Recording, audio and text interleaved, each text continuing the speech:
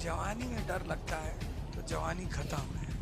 कभी कसाई की दुकान पे जाके खड़े हो ऐसे और उसको काटते हुए देखो, तुमको एक बात पता चलेगी, जो कमजोर है बस वही काटा जाएगा।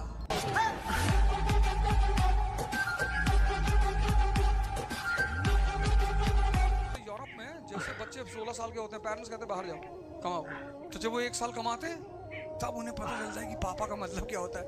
फिर वो लौट के आते हैं फादर्स डे मनाने के लिए। और इसीलिए हमारे यहाँ जरूरत नहीं पड़ती ना।